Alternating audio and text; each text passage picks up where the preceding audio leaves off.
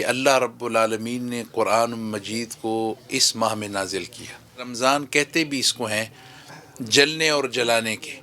بسم اللہ الرحمن الرحیم۔ گزارش یہ ہے کہ رمضان المبارک کی جو فضیلت ہے، اس کا جو وجہ تسمیہ ہے سب سے بڑا، ایک تو یہ کہ شہر رمضان الذی انزل فیہ القرآن، یعنی اس کی فضیلت کی جو بڑی وجہ ہے وہ یہ ہے کہ اللہ رب العالمین نے قرآن مجید کو اس ماہ میں نازل کیا۔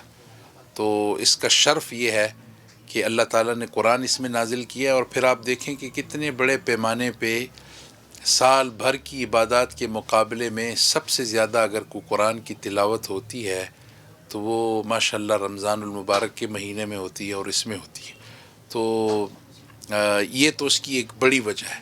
دوسرا یہ کہ یا ایھا الذین آمنوا کتب علیکم الصیام کما کتب علی الذین من قبلکم لعلکم تتقون، ہم نے اے مومنو تم پر روزے فرض کیے، اور ہم نے جیسا کہ ہم نے پہلی امتوں پہ بھی فرض کیے، اس لیے کہ تم نیک ہو جاؤ، پرہیزگار بنو۔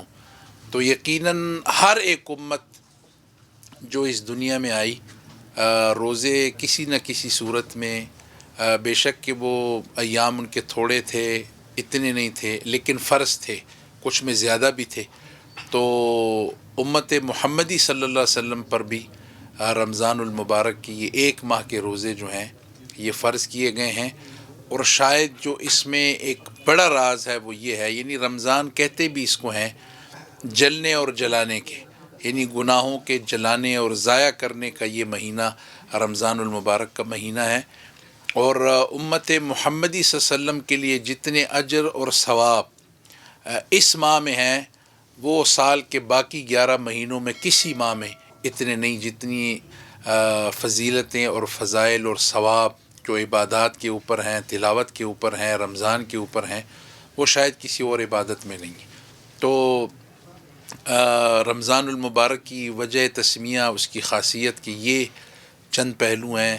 پھر اس میں ایک خاص پہلو یہ ہے کہ اس میں لیلۃ القدر کی وہ عظیم اور مبارک رات ہے۔ لیلۃ القدر خیر من الف شہر، یعنی امت محمدی صلی اللہ علیہ وسلم کے لیے یہ اعزاز کہ ایک رات میں اگر چند لمحے بھی اس لیلۃ القدر کے حضور علیہ الصلاۃ والسلام کی امت کے کسی بندے کو مل جائیں تو یعنی 1000 مہینوں کی عبادت سے وہ چند لمحات جو لیلۃ القدر کی رات میں مل گئے ہوں، مل جائیں، تو وہ اس سے افضل ہے۔